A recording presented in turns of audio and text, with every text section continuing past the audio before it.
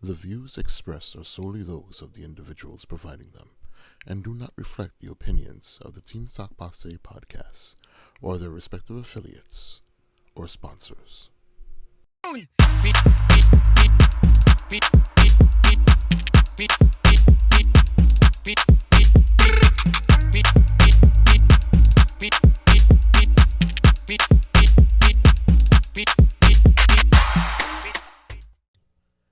Sock Pase, what's up, world? Welcome to another episode of the Team Sock Pase podcast. My name is Glad. And I'm your boy Rob. We are your favorite Team Sock Pase podcast show where we interview great entrepreneurs from all sectors of industry. Remember, subscribe, share, comment below. Subscribe, share, comment below.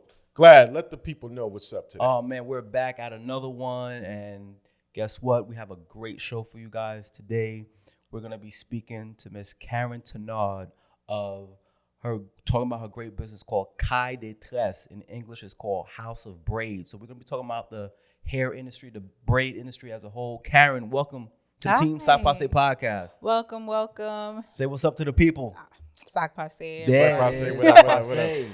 Yeah, so my name is Karyne Tinford. I started the brand Karyne Tinford because I was trying to do House of Braids, and that was taken. And I was like, well, I am Haitian, so I'll just use Karyne Tinford. Because I actually really love the Haitian community, the Haitian culture, and where I'm from. I'm born in Brooklyn, but my parents are from Haiti, so I was like, hey, I'm a rep in the name. And anytime somebody would ask me, like, what does Karyne Tinford mean, or how does it pronounce? I'm like, it's just House of Braids, but I just want them to get familiar with the language. Nice. So talk about how you started. Why, like, where did House of Braids come from? I mean, it started, okay, I guess growing up, my mother always used to do my hair in the living room. And that's where we bonded. We sat down, she did my hair, we talked. My mom never did my hair tight, right? So I never had like that fear of braids growing up. And then by the time I was 11, I was like, nah, I don't need you to do my hair no more. It was a form of independence to learn how to do my own hair and be sustainable from it. So I just was like, okay, I want to do that. And then by high school, I was everybody's braider, right? Like family, friends, my brother's friends. And that was how I made money. I didn't get into summer youth. And I was like, well, I'll charge the people who did go to summer youth. And I just did their hair. Oh, wow. Right? And How much were you charging at the time? Not even much. I was doing Allen Iverson braids. Really? For like $40.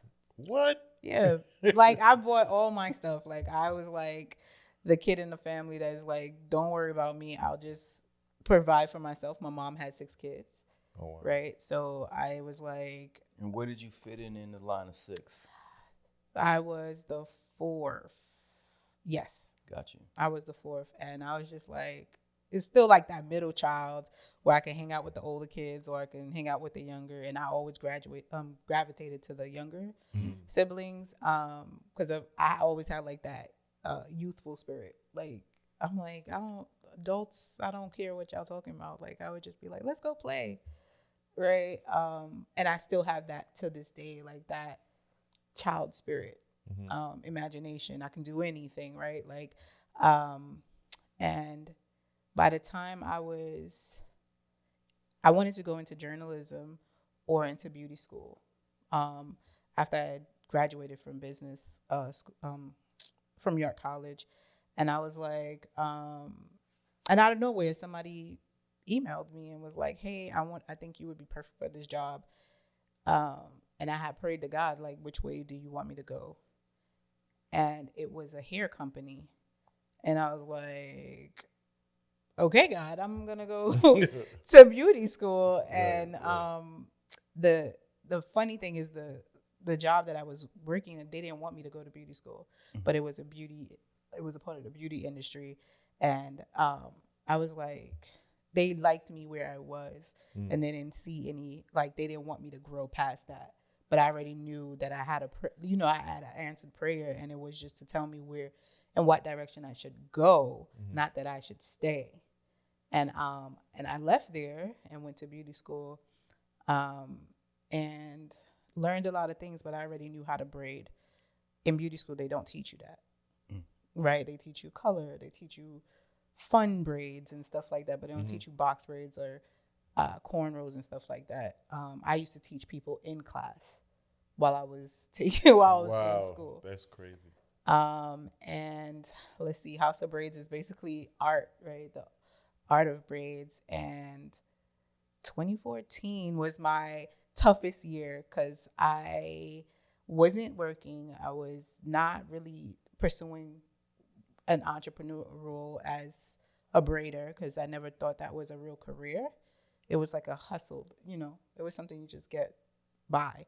What had happened? No job, was evicted, and then my boyfriend broke up with me in 2014, and I was like, all in the same year. Yeah, like it was like the Book of Job. I was like, all right. Wow. Yeah, and I had ended up getting the apartment back because it was illegal eviction. So I ended up kind of like focusing, but I had a nonprofit at the time too, which was to provide clothes for children in need. I did that because of the earthquake in Haiti in 2010. I founded my own 501c3 nonprofit, and I was still doing that even though everything else was falling apart in my life. And the social worker was like, "Are you serious? Like, you giving back?" I'm like, "It's a conviction. Like, if I want to give, stop, I can't. Like, there's something that God said, like, this is what you should be doing." But it allowed me to not think about my problems. Like, I just focused on giving back because all I had to do, I was the middleman, right? Like, someone needed clothes and somebody wanted to give, and I would just be like, okay. It's So almost it like wasn't a form of tithing in a sense, and probably why, you're so blessed now because, it's like what you were doing when you were giving back. When you give back, that comes to you tenfold. You know what I mean? Let's talk about, because you said a lot, great information. No, it's cool. I mean, that's what we're here for. We're talking about you and your journey. What I wanted to talk about in the beginning when you first started, when you're doing the braids, did you realize that you were kind of like your own entrepreneur? No, I didn't know about that word. Like, I was just like hustler, right? Like hustler. That's what I was doing. I was surviving. I didn't know about that word until like maybe 10 years ago. Like I knew that's what I was, but it was about like, rap, Brooklyn. We hustlers. We are creative. We need to do stuff. Like, we turn nothing into something. And as Haitians, like it's like that. What is it? Give me the word. Resiliency. Okay. We're very not resilient. giving up. Not giving up. So it's like we'll come out of nowhere and make something, and it's just like, okay, we're gonna sell it, right? So that's what it was with braids. It was just like something that I was good at, and that my family was like, oh, I used to run from it. Really, I was just like, I am not doing another person's hair. Like I was like, I'm gonna go find me a job. I'm gonna go do this. I worked for a psychiatric hospital for 5 years. Like, I was like, this is not what I'm supposed to be doing, but that always came back to save me. That was the thing. It was a skill that I can always lean on.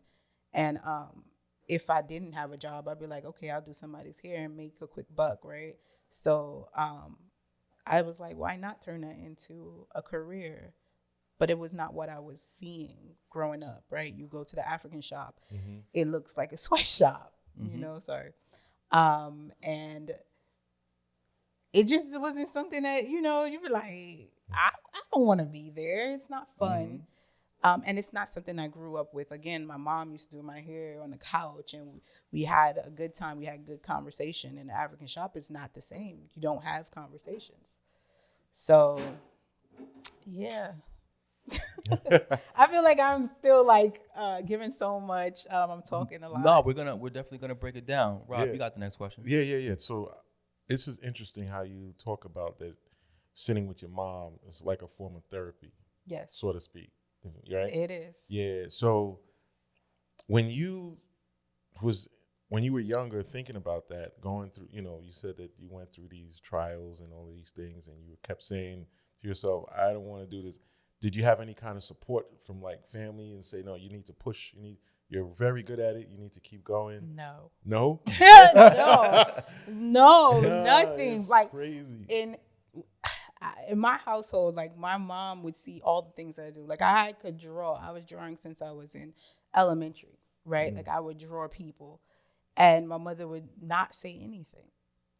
The braids, not say nothing, right? Like, and I was a painless braider too. Like I would not hurt anybody. And What does that mean? Like painless is like I'm not snatching edges. Like your hair is growing. Like you barely feel me in your hair. Like people would be like, "Are you? Did you start?" And I'm like, "Yes." I'm like halfway through. Like, yeah. Wow. So I learned to do that because I care about the hair that I'm braiding. Speaking of painless, show them your hands. Like you don't have no cuts, no bruises. It's not because I'm assuming you probably braided 1 million heads by now, and it's like your hands are like fine, like no cuts. Oh, I didn't know you was looking at my. I'm saying you're a braider, so I'm trying to see rough how your hands? Yeah, like your hands are not rough at all. Nah, I mean I got cuts though. Like she's from Brooklyn. Yeah, I put some Wheel Muscatel on it. Yeah, we exactly. We heal really quick with that. Right. But yeah, no. I like try to massage my hands, but it's the products that I'm also using. If you use cheap products, then your hands will look like that, like gel. Or the cheap hair, which is like 99 cent or something like that. Like I use quality hair, quality products for my clients, not only for them, but for me in the long run. Because if their hair is manageable, I'm able to braid through it quicker and just with less effort. Gotcha. So it's smoother for me. So fast forward, 2014 was a crazy year for you.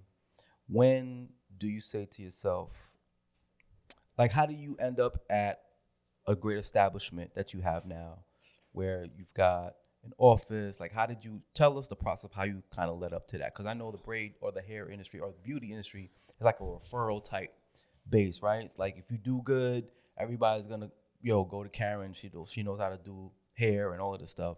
So talk to us about that. Okay, I'm gonna have to go back to 2014 because 2014, when all of that happened to me, I was in an empty apartment and I had some cheap hair that I was going to throw away. And I was like, oh, a voice was like, see if you could turn this into a bra. And I was like, all right, and I just started sitting there and I started braiding and it looked like a bra to me, but it wasn't functional. 5 years later, it was 2019, a model came up to me and was like, hey, I would love to work with you. Can you do my hair? And we were like, we can work together on a shoot. And she wanted to do something completely different. And I said, well, how different? Because I can turn hair into clothing. Never really did it much, right? It wasn't functional, but I just knew innately, like, I can do that. And she said, yeah, I did a skirt, I did another bra, and I did her hair to match it. We did a shoot. Hold that thought. Which is why we have you on the show, right? Because I've never heard of a hair braider or you're more so like an artist in a sense, right? Yeah, an artist. You making braids into clothes? Yeah. Wow. Continue your story. Well, remember I told you I've been an artist since I was in elementary. Yes. And I feel like being creative or creating is the closest way you can be to God. And I've always had that in me to create. And I was braiding people hair. I was like, I don't want to do that. But I found a way to satisfy the braiding, the artistry, and just the beauty of it and the fashion. I love fashion. So I was just like, I love wearing braids. Braids is not a hairstyle to me. It's a lifestyle, right? Like, again, I tell you, like, it saved my life. Like, working on that bra in 2014 was more of like therapy. Like, I just focused on doing that, and I didn't think about anything else that was happening in my life. And the more I create, working on a piece of a bra, a skirt, a dress, a bag, like, every time I did it, it was just to challenge myself to do something completely different, so I can wow myself, but it also takes my head off of any problems I'm going through. So it's very therapeutic in braiding. I did, so 2019, I did a tribute for Nipsey. Yeah. By 2020, things shut down. It was like, what? So I had time. I was making outfits. I wasn't doing nobody here, right? So I was working on a mannequin. I was braiding regardless if I had a client or not. And I had clients. I had the McClure twins, and I got the McClure twins because she was looking for a painless braider, and I did her best friend's hair. And her best friend had a tender head, and then she told her, and it was just word of mouth. Networking. Yeah, and it was like really they were looking for a painless braider.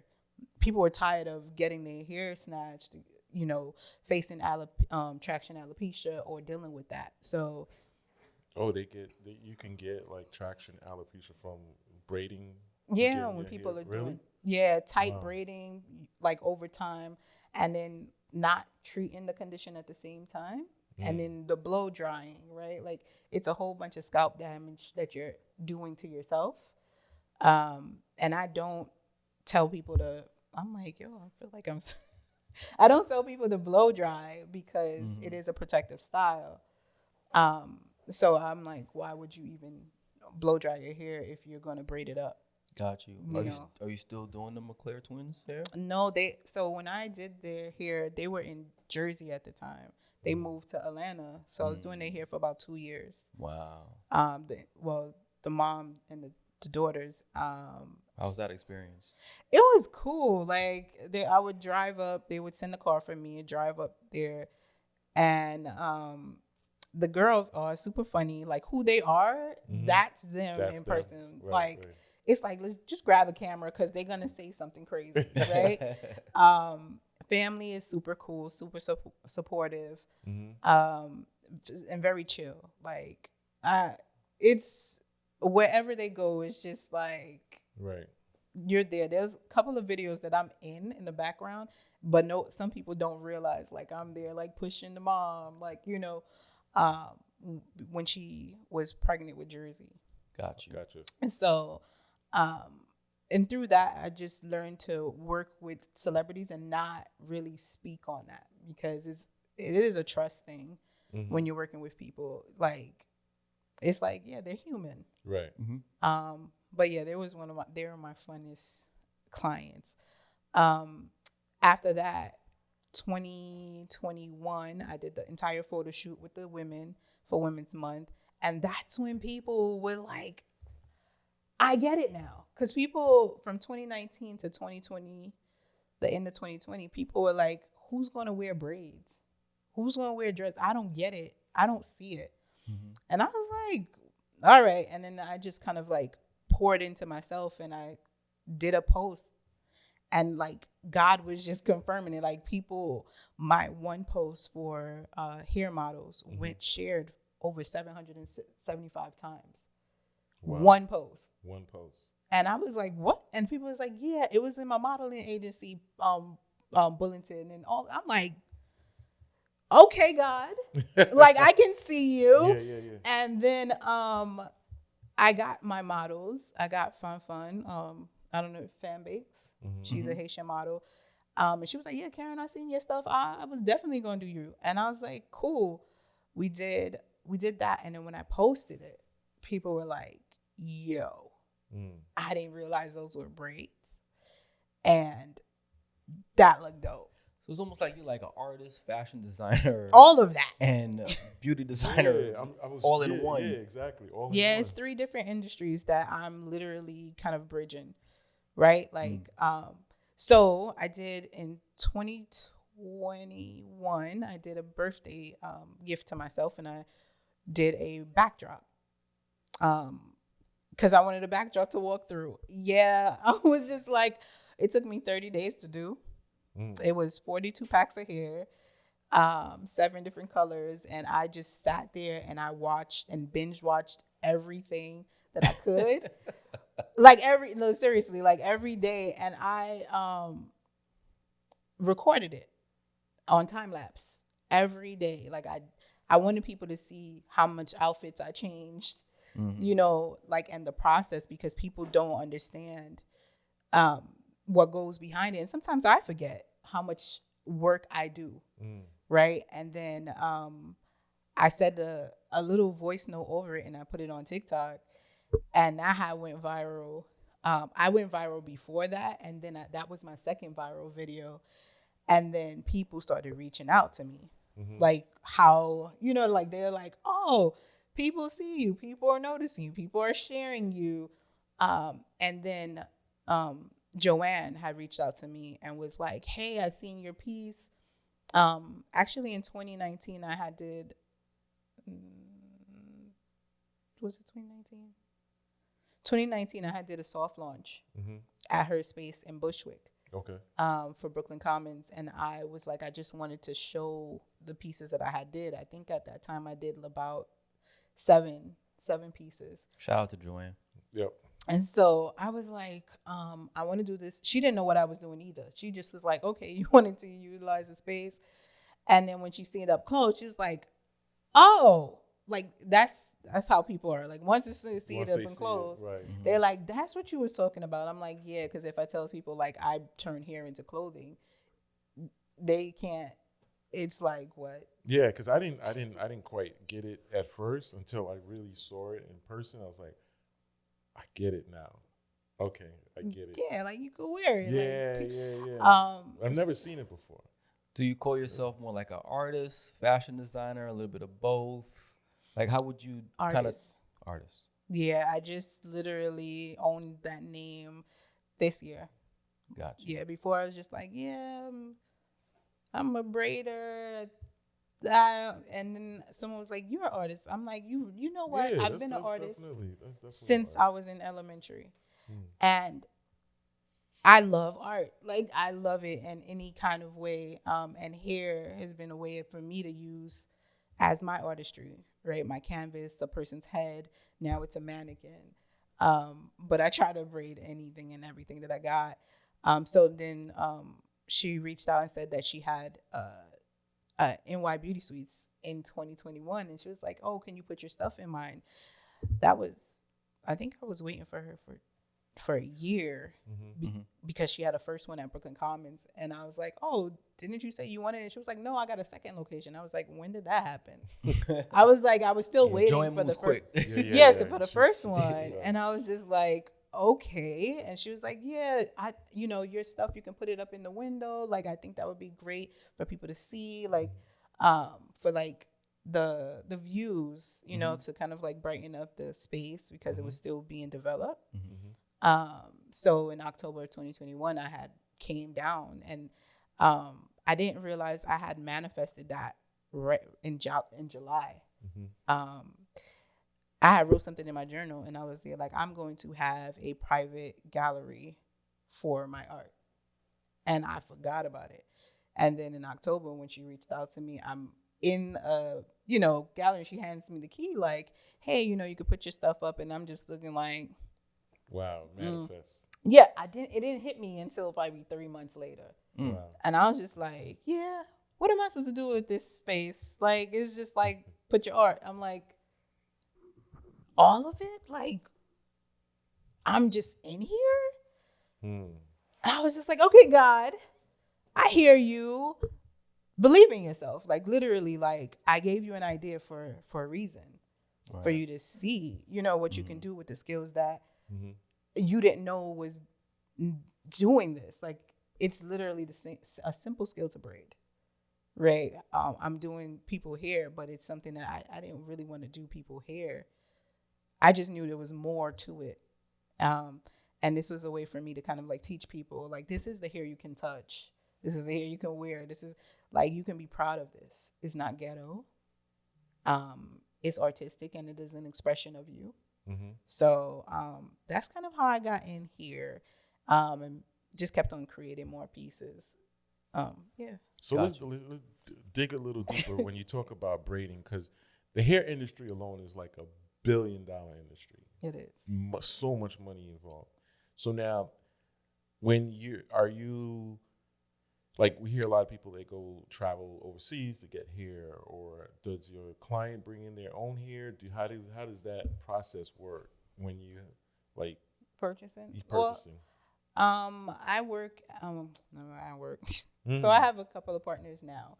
Okay. I have New Village Braid, which is a eco-friendly hair company. Okay. And they also recycle the hair. Like if you have your own braids and you want to take it out, you can ship it to them, and they'll recycle it. Really? Not into more hair. They'll recycle into like items, sneakers, and stuff like that. They'll turn it, melt it down to pebbles, because extensions cannot be broken down into sanitation sites. So it's a way of just kind of helping the environment when you go through their brand. But I would provide the hair for my clients. I used expressions.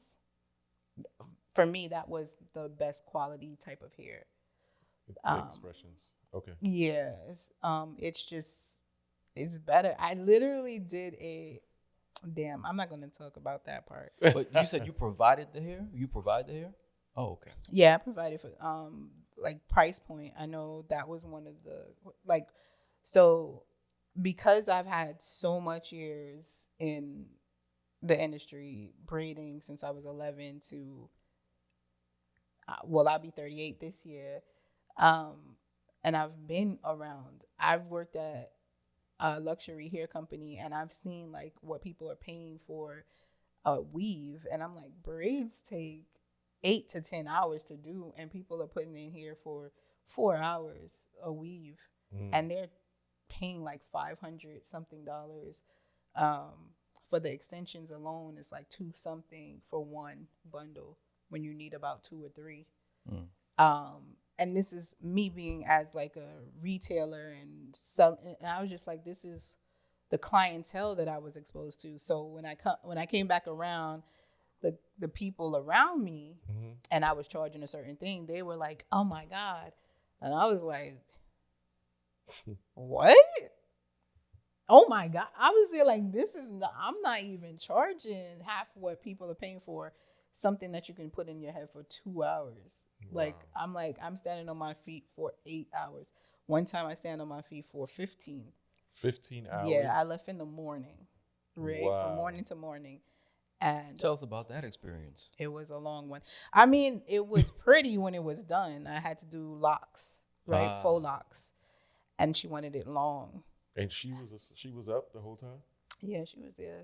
She wow, was up. That's crazy. I barely was it ate. A different, like a certain color, or? It was a little mix. Okay. But it was like, so with faux locks, you have to braid all the way down, and then you also got to wrap each of the braids so it looks like a lock, and then do the end. So it's just like, I was just like, never again. The whole time I'm just meditating, but I'm just like, never again. Never again. All right, we're going to get to 3:00 in the morning. I'm like, Lord. I was like, who told me to do this? And I didn't even, I think I charged her at the time. I think it was like $400. It wasn't even $400 for 15 hours. You get what I'm saying? Like, I was like, I wanted to kill myself. Yeah. Is it because at that time you didn't know your worth? Well, I didn't even do like hourly. I just was like, I'm going to charge for that service. And I was like, if anybody ever get me to stand here this long, they're paying over $1,000. For sure. Like, that should be at least 4,000. Yeah. 4,000. And 15 at least 1,500. At least 1,500. At least. Right. But there's certain people who don't think like that. They just thinking about like their own pockets, and they're like, I would never. And I'm like, I'm okay with you not doing that, because I'm not going to do your hair if you wouldn't pay me. You're just not my client. You're not my client, and it's fine. Was that the moment for you when you was like, no more?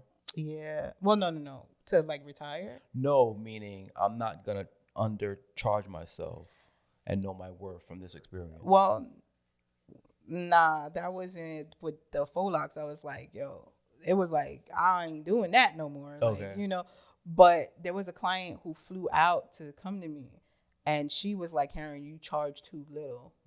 She was like, I literally will fly out to Africa and I found you and I flew out to you. If I can do that, you should be charging more. And I was like, when a customer tell you, when a client tell you to raise your prices, then you better raise your prices. So I started raising my prices, and whoever I lost in the middle of that, I was fine, because the people I realized who wanted to pay less, they had more complaints. They had more requirements. They gave me more headaches. And I was just like, but you trying to pay me pennies. And someone who was like, oh, Karyne, no, I'll pay you $500. I'll pay you I had a client who paid for 2 days just so I can come back in 2 days. So she paid both days for one style, right? Like, I'm like, all right. That's the way it should be. So that's the way it should be. Yeah. When they value what you're trying to do, what you're doing, and that's your time. So it's just like fighting people who don't have enough money, but they want your services at the same time. Even with my art, it's the same. Like, I'm like, I was charging too low, and people kept saying, like, no, you what, $1,200? You need to raise your prices. And I'm there like, And this is navigating between art, beauty, and fashion, because I don't know the lane that I'm in, because it's a new lane, right? Like, I'm just like.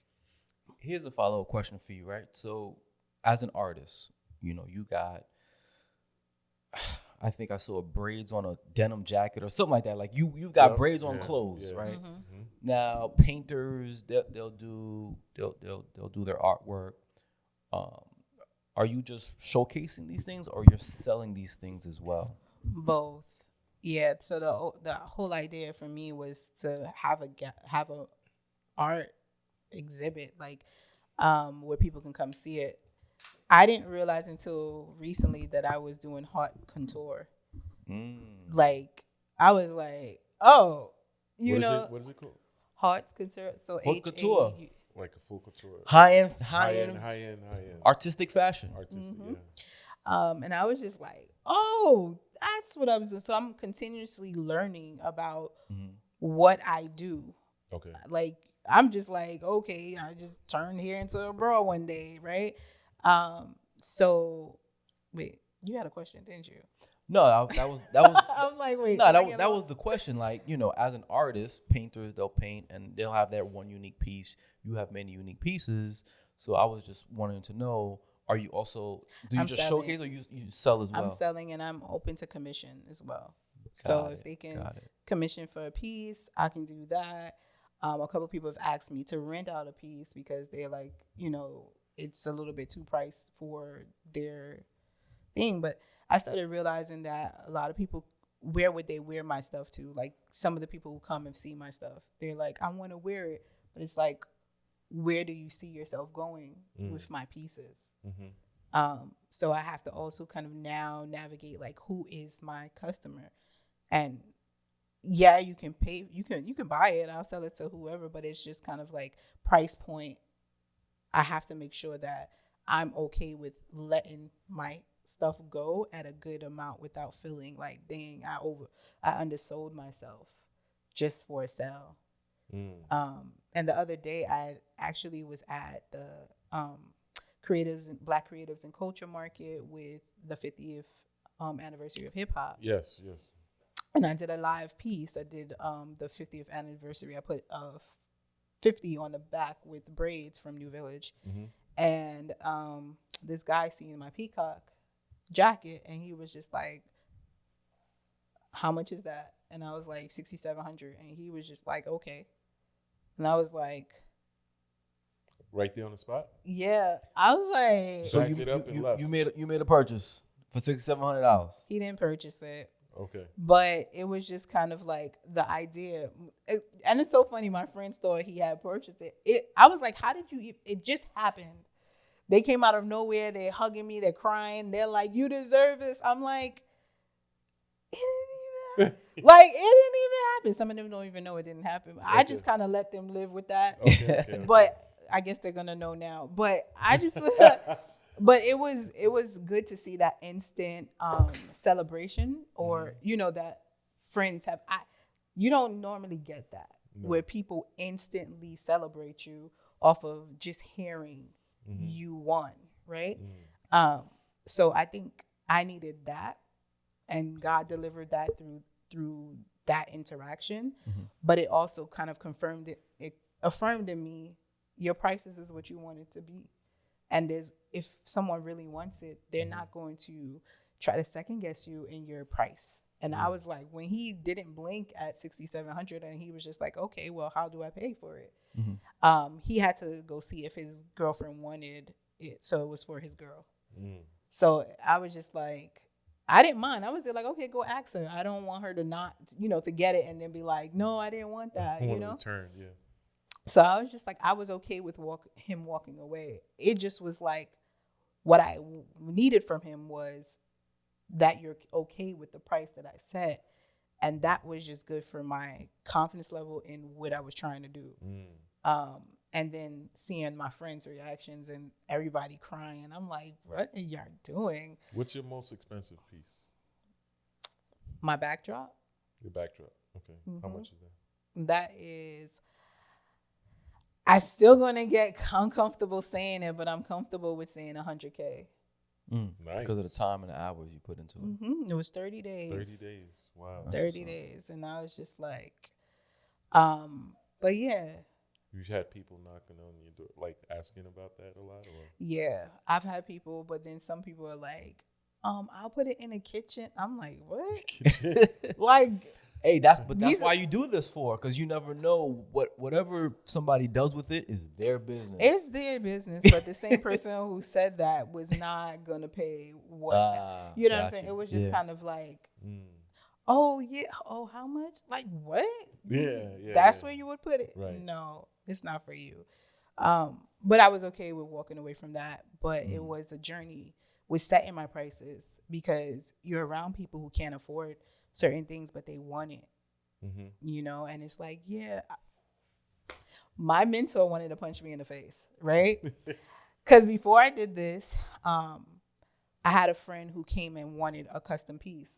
And I was just excited that somebody wanted a custom piece. And it was a whole dress, right? It was a choker, all of that. Like everything was custom to her fit. And I charged her $200. Oh, man. $200. And I just was excited that somebody seen my pieces and was like, I would love to wear that. Okay. And I never got like photos of it or anything like that. Like I've never seen her wear it anywhere. If you can like one celebrity right now,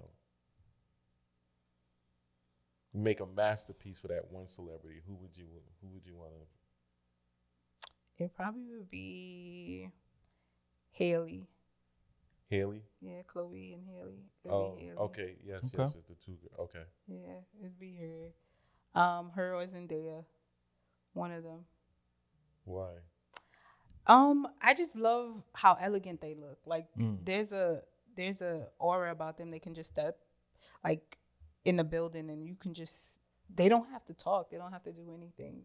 They have that about them where people see them, like a peacock. I love peacocks because all they gotta do is just like turn in a circle, right? Like, like walk, flaunt they feathers, and yeah, and it's so masculine. That's the funny thing, to be, because the ones with the feathers and stuff like that are the males, right? And it's like, they do all of that and they get all pretty and stuff, but like, that's the beauty of having the masculine and feminine energy.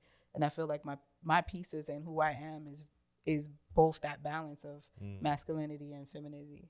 Gotcha. Speaking of journey, who are some other celebrities that you've worked with or influencers along the way? I've worked with Eloho. She's a YouTuber. I've worked with Ra Ali.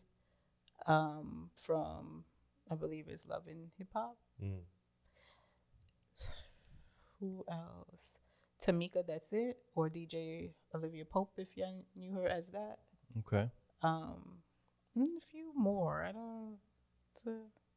All right, it's a good handful. It's a handful. Mhm. Got you. Now your client listing, right? How many?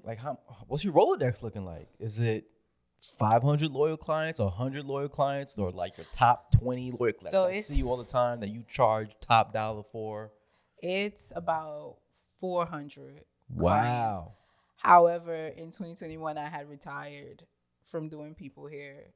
So I had a whole bunch of why and no. And so now I have about 10 that I continuously do. On a consistent basis. They just... Yeah, they're my homies. On a monthly basis? No, every 2 weeks, every 2 months. So again, I retired from braiding. Why? I also broke my ankle in 2020. Okay, because I was about to ask you why. Why? I was there like it's all God. Like I'd be there like, you know what, God, you want me to sit down? You don't want me to do this? I had 2020. We were deemed non-essential, the beauty industry. Right. So I couldn't do none of my clients here. When they lifted up the lockdown, I was like, okay, I'll take back my clients. But within, I think, a month or 2 months, I then broke my ankle. So I was like, I couldn't even do any more of my clients, and I had to refund them all of the deposits. So I just was there like, all right, God, like you really want me to be done. That's crazy. So I finished my American flag dress. That was still, I was still, I was still able to create. So I did that, and that was my statement piece for the election of 2020. I made sure that I finished that during my healing.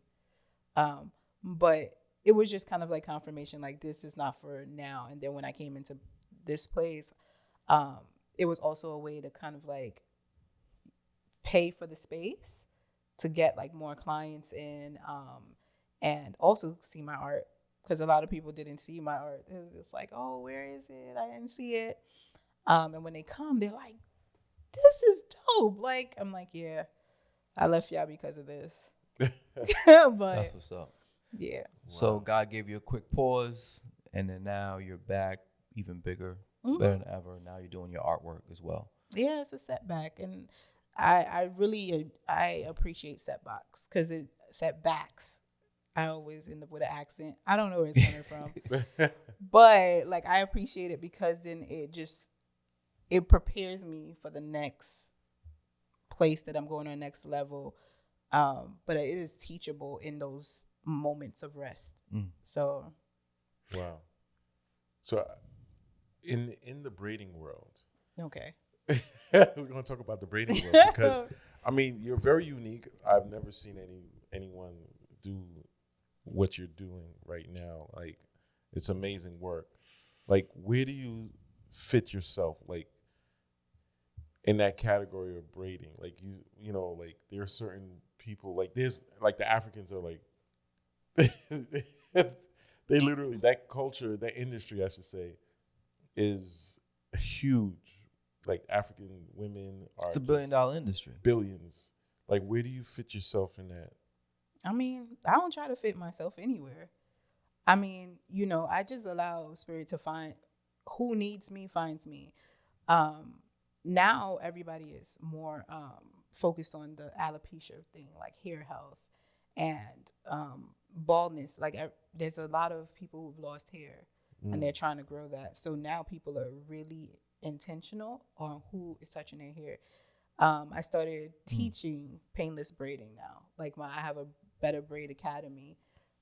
Really nice. Yeah. I was gonna get into that. Like, are you selling any type of products? But go ahead. Yeah. Well, I'm gonna actually start launching my cornbread. So that's another thing. But I'm gonna talk about that part. But painless braiding for me, that was something that I was like branded. Like, oh my God, you don't braid tight. I love it. You know. And then I always used to teach people just on automatic. Like I would be teaching my clients because I believe that your clients should learn how to maintain their hair because it helps you in the long run as a braider. And this shouldn't be obligated to get their hair done by you. Like you need to know how to do hair. Like I learned how to do hair at 11 years old, braiding my hair, and it's a form of bonding with the next person. Like I had a boyfriend and he had hair and that's how we bond. Like I did his hair, right? Or my friends, we would just talk and be like, oh, we getting together, and that's kind of how you build. So when I see like women who don't know how to braid or men who don't know how to braid, you kind of lose that time to kind of like connect with maybe your child, right? And just care about them, because a form of painless braiding for me is love.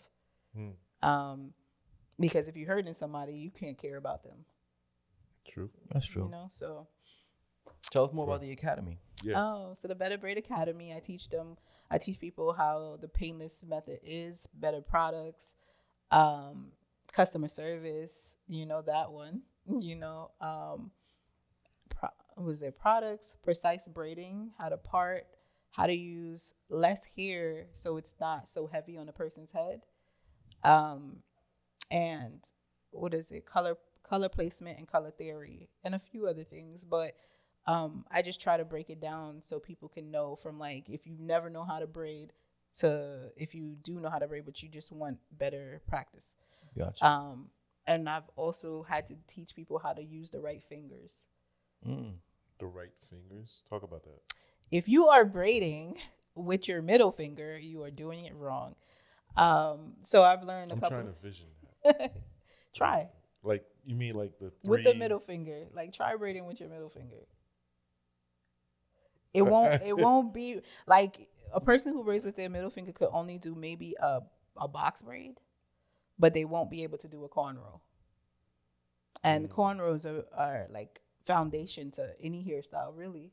You know, I see that. Yeah, a lot of women they wear wigs, or they wear. You gotta go do the cornrows. Underneath, it's all cornrows. It's cornrows. So, and men wear cornrows. So it's like, if you don't know the basis of that, if you can't do that, then I mean, what's the point of braiding?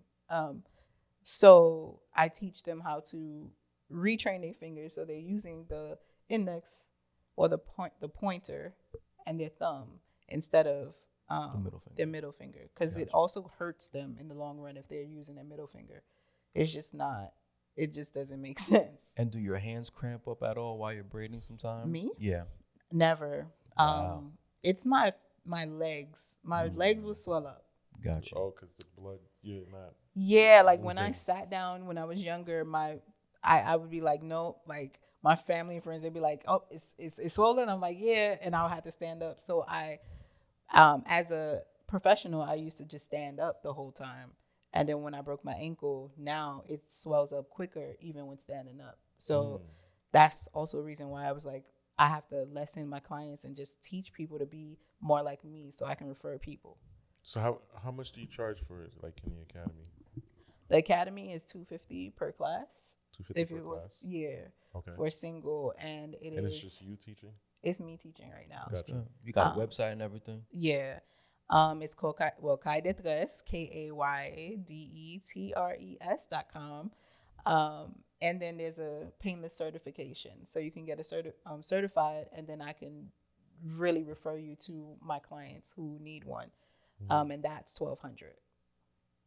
So it's 6 sessions for $1,200, and you'll be certified in painless braiding.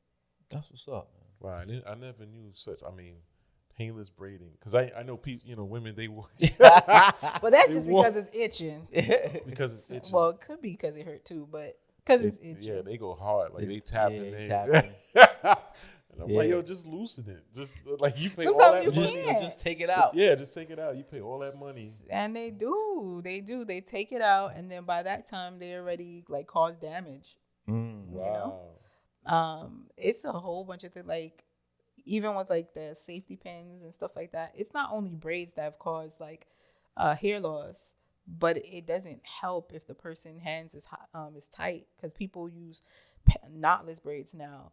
And they think that's painless. It doesn't matter.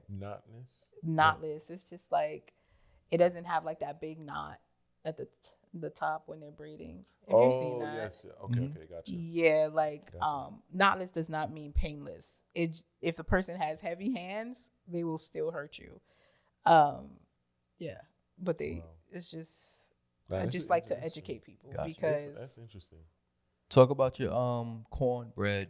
Oh, That's a product, right? That's a yeah. So it is called cornrows and cornbread. okay. I just launched. I did a pilot at Black Creatives and Culture Market for the 50th hip hop anniversary. It was a demo. I did the cornrows, and then I also did mad cornbread. And I just wanted people to taste it because I was like, okay, let's see. I'm gonna do this. In my family, I am the cornbread person. So you actually made cornbread. Yes. Wow. Yes. So you a chef now too? Yeah. So in my family, I am the designated cornbread person, right? Like my mom would be like, my mother doesn't eat anything that anybody really makes, right? She's like the cooker, but she'll be like, "Did you make the cornbread? You better make the." And I'm like, "Okay, I feel so honored. My mom, she's Haitian, you know." Nice. Mhm. Yeah. So so I've been that for years, and then this year I was like, "Hey, why not?" I toyed with the idea. I was actually getting ready one day, and the idea cornrows and cornbread, and I was like, "Huh, cornrows and cornbread cafe. That's what I'm gonna do." Dope. Yeah, I like and that. I did it. People were like, "I love the cornbread, because there's corn in it."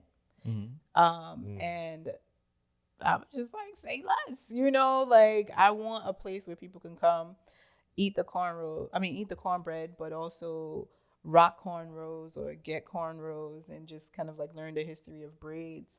And for me, cornrows is a sense of freedom foundation, because during slavery, people would use cornrows to escape or map the designs in their hair, but they would also add food or rice in the braids.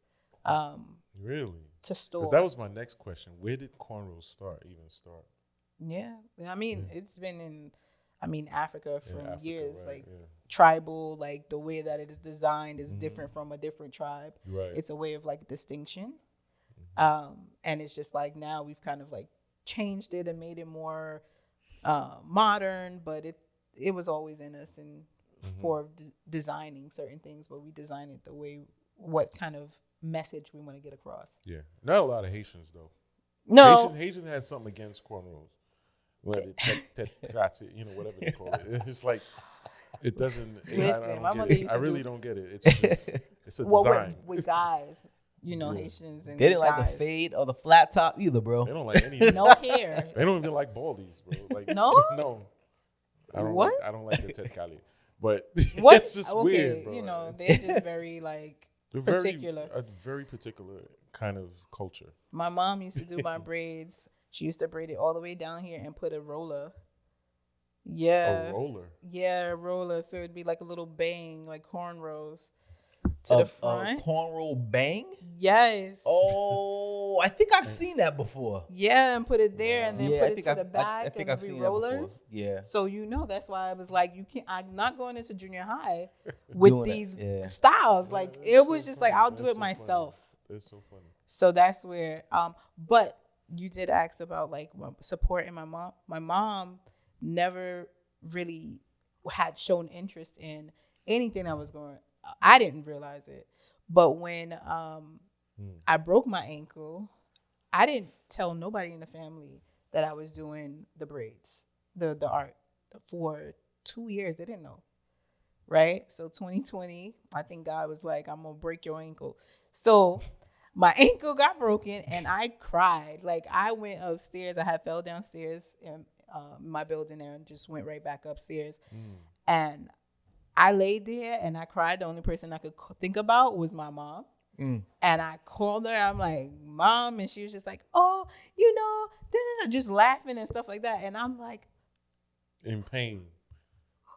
"Mom!" I'm there, I couldn't get it out. I was like, "Mom," and she was like, "What is happening?" I'm there, I fell down the stairs. So you're randomly going out. Did you slip on anything? I or- slipped on something, and there was no railing Oh, on the my side, God. so I just Woo. You were trying went to catch down. yourself I and tried then- to catch myself, but I went down and it just fell on my right ankle and just Man. I felt it Yeah. but I was like, it's a sprain. I didn't go to the hospital until the next morning because I thought it was a sprain. And it You know. swelled up.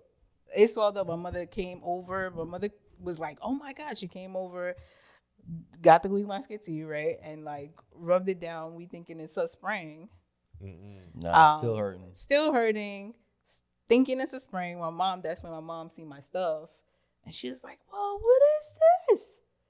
What are you doing in here? Like all the clothes is just there." And I'm like, "Oh yeah, Ma, I'm making art. I'm making hair into clothing." That's funny. And she just was like, "This is so amazing." And Wow. and I was like, "What?" That's the turning point. Yeah, she was there like, "You're going to see Oprah."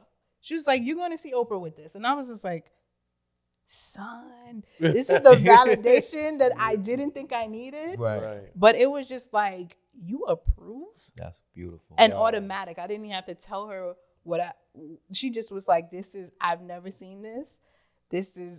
I'm going to tell you. And I just was there like, "Ma, you never congratulate. You don't do nothing as far as like, appreciate what I'm doing." And you know how crazy this idea is for everybody else. They're like, "That's stupid." My mother's like, "Nah, this is it." Do you know of anybody in your industry that's doing what you're doing as far as with the hair? I think since I've come out and started doing that, a lot of people have started doing it. Okay. Oh, okay. Not a lot, but a lot of people have used braids as a form of art, which is dope. And now I've seen this one piece that Beyonce had posted on her thing, and it was of a braided dress. And I was just like, That was from you. So you inspired them. You inspired yeah, me, and people for sure. kept on sending it to me like, "Yo, you got 24 hours to respond." And I was like, "Nah, what's for me is for me." And I have a story behind what I came with, so it's like they can't take that from me, They can try, but it will be them and maybe 3 other people to do one design. Mine's live in my head, and Absolutely. It's literally just me working on the piece. I've had people come and be like, "So how many other people are doing it with you?" And I'm like, "Other people do stuff with other people? Like, it's just me." And people are so used to like the Africans braiding, and it's like 5 people in a person's head. Right. I've seen people create something, and it's with the art, and there's like 5, 6 people working on a piece, and I'm sitting there 30 days, like, Yeah. I'm at it, and it's just kind of like, I think it's dope to see that one person can do something 6 people are coming together to do. Absolutely. So, I mean, Here's a follow-up question for you. We were talking about the cornrows and cornbread. yeah. Is that like an experience, like an event type of a thing? Yeah, it's an experience. It's a cafe. It's a pop-up for now. All right. How often I literally just kicked it off in February. So Okay. I'm going to try to bring it back in June for June 19th. So you did it. Where was the first At one? City Point Mall. Was that? Oh, okay. Yeah, we did it in the activation in the pop-up right behind y'all. Okay. So Oh, you were doing it that weekend? That's where we did it. You Oh, see, okay. That room. Okay, cool. So I did the Poetic Justice Cafe. Nice. Yes. We did I poetry remember that That night. was cool. Okay. And then, so I was right behind y'all like, y'all didn't get any? No. Oh, my bad. We had no idea. People what was kept going the on. We went downstairs and paid $100 for lunch. Yeah, pretty much. Yeah. Oh, my bad. We had cornbread. Yeah. Cornbread. So Joe, you want some cornbread? Next time we're here, right. Like, just you owe us some cornbread. No, well, yeah, I'll do that. But it was just like so many people was there like, "So can I order?" Like, I was just like, "I see you, God." But it was, yeah. You got a lot going on. Yeah. Well, You got a kind lot going of, on. yeah. So here's a question. You're self-taught, right? Yes. There are people out there, and we wanted to do this because there are people out there. It's an entrepreneurship podcast, and you're talking about the journey. How does somebody get into give us a few tips? Get into which? Get into the beauty, like doing braids. Like, what would you tell a young person Right who wants to get into this business? So, just make a quick hustle, make some money, just trying to start off.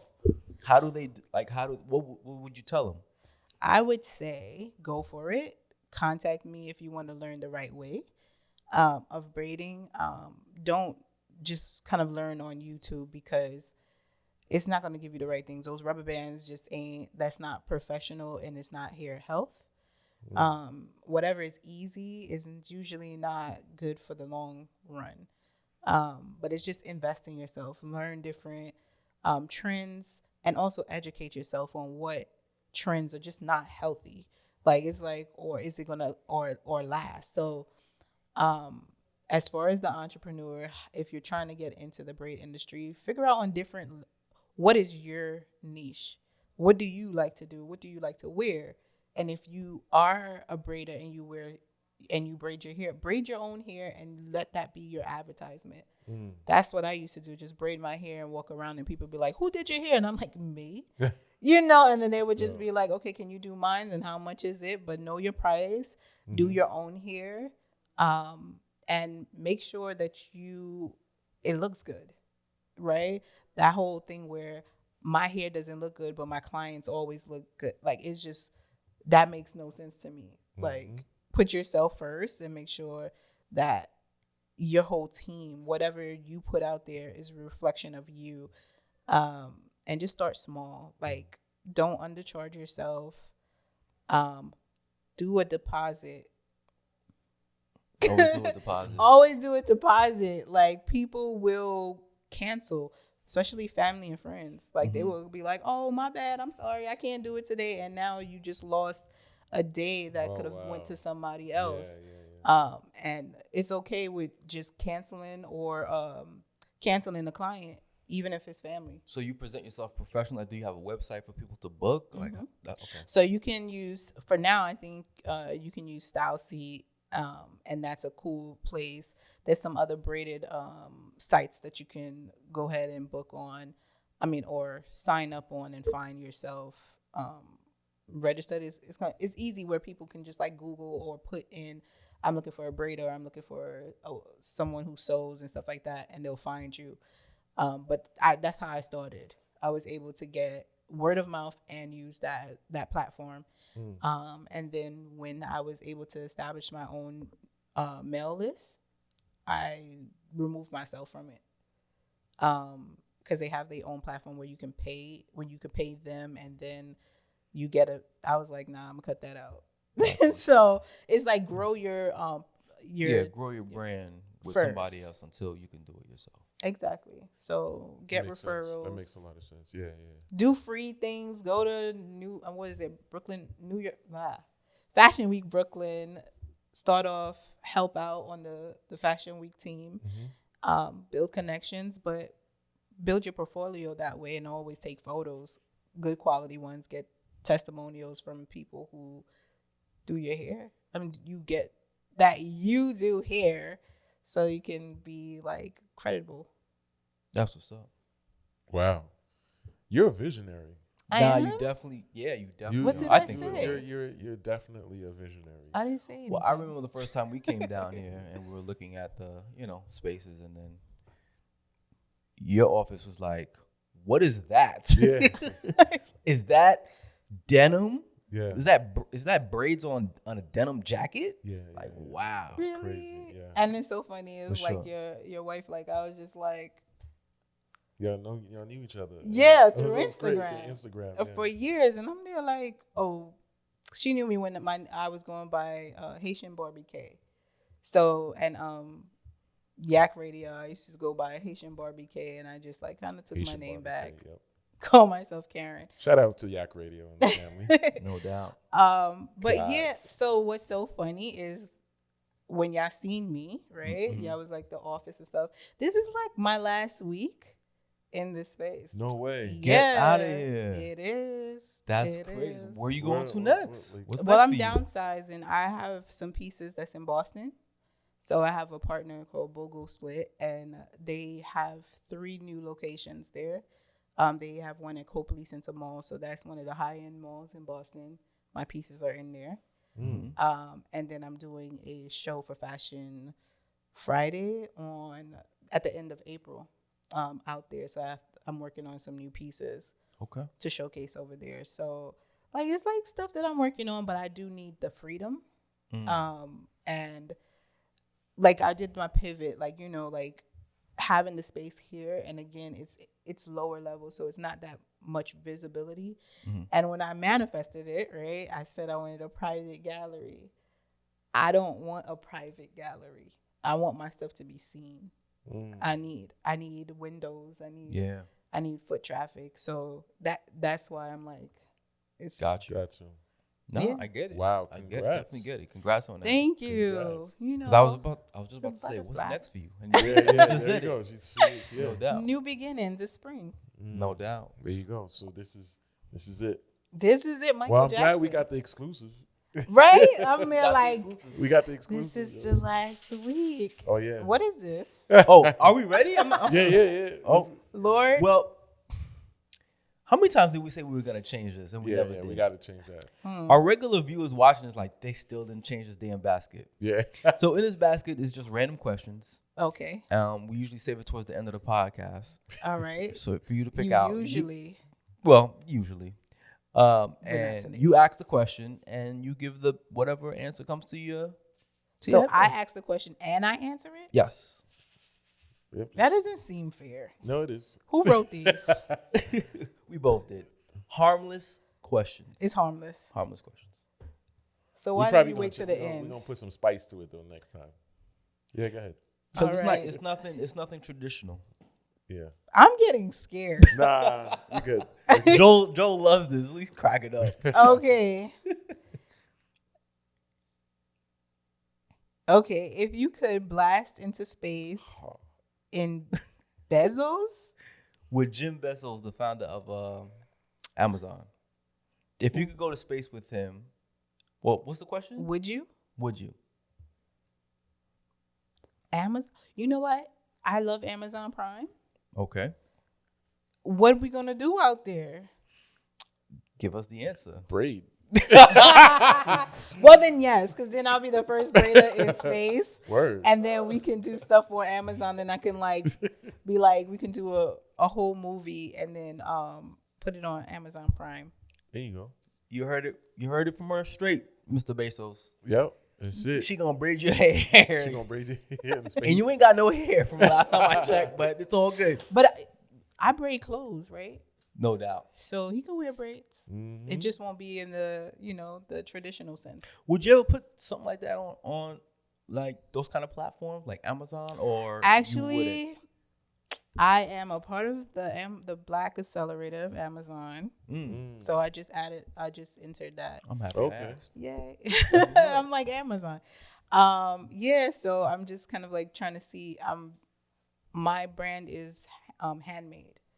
So I have to figure out the price point that's allowed on Amazon with the pieces that I'm making. So it has to be like good with them. I'm like, I can't put like $6,700. They're like, that price is. I'm like, Yeah. I'm like, I guess then Gotcha. I'm gonna have to put little things. All right. Right. Yeah. How many things can I open? Open You up open another another one. one. if you All want. right, I mean, did. You're the first person who asked that. How Yeah. many can I? So We've go never ahead. had anybody to say. Really? "Oh, They open was up done another after. I'm not the first gonna. one? We're not gonna stop you. Go ahead. Okay, what is the craziest rumor you ever heard about yourself? Oh my God! So I told you I used to work at a psychiatric hospital, right? Uh-huh. No, I don't remember what you said. Yeah, you she did. said Okay, that. you Yeah, did say early, that. early. Active listening, glad. Active listening. Yeah, see? she did say that. You Yep. see, he was looking But at it my was in hand. passing. But it was quick. It was a quick. It was quick. Yeah. Okay, so I worked there for 5 years, and I never really did any. So I was one of the young people, right? Like probably like it was like 2 young people, me and someone else. Everybody else was old as hell, right? So they looked at me. I looked at them as parents and, the older brothers and stuff like that. But I never talked to anybody. So they came up with rumors by the time I had left the job.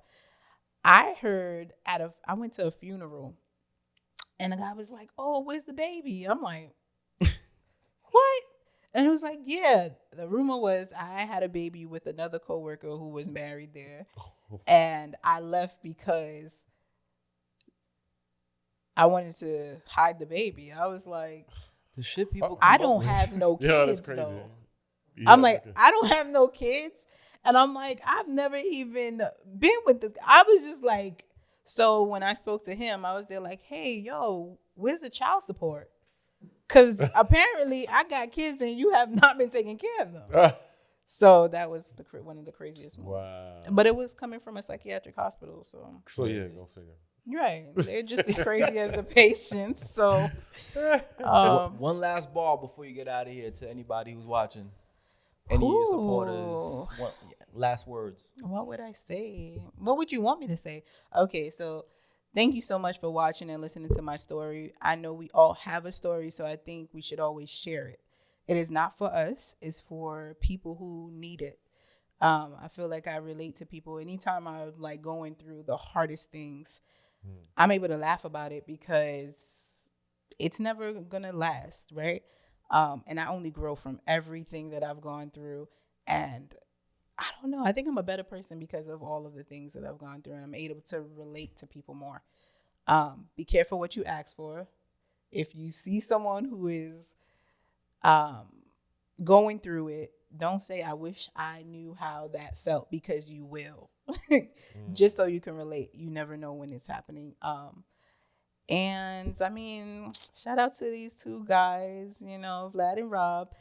I don't know what else I want to say. Thank you. And you said something profound when you said our stories are not for us; they're for people to listen to and learn from. And this is why we have the podcast, for our listeners and followers and our culture to listen to these stories, and they can learn from these stories as an entrepreneur, or to just become a better person, right, Rob? Yeah. It's not all about, entrepreneurship is not for everyone. No. It's not. It's not for the weak. It's not for the weak, and definitely not for the weak at heart. And there are certain things that like you said in the beginning, you got evicted and your boyfriend, and some people can't take that. All in 1 year. I couldn't take it. Yeah. So the average person, there's certain things that you go through that we're still going through, and we're like, we laugh all the time. All the time. You have to. What the heck? Yeah. You have to laugh, though. And this shit is crazy. Crazy. Listen, I'm always laughing. Like in my family, they be like, why are you always laughing? I've laughed at a funeral. Like I'd be like, I don't even know. Why am I laughing? This is not appropriate. Yeah. But it's like sometimes it's healing. It is healing. It is.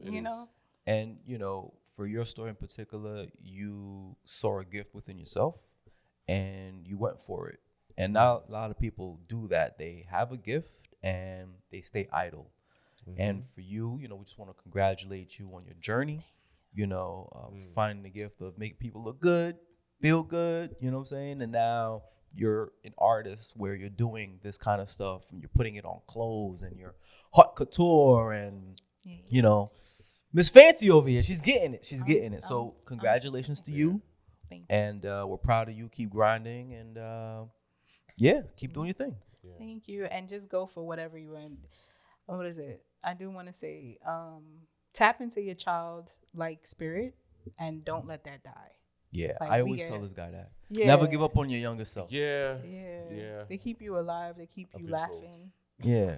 I mean, okay, a kid will just do whatever. Like, they don't care. Their imagination is like, I can rule the world. Like, be like that. Be like that. Because at the end of the day, you can do whatever you want to do. Like, I literally turn hair into clothing. Like, dope. You know what I'm saying? Housekeeping items, Rob. Housekeeping items. Shout out to our sponsors, New York Beauty Suites, and also Roots of Brooklyn. Also, who else am I forgetting?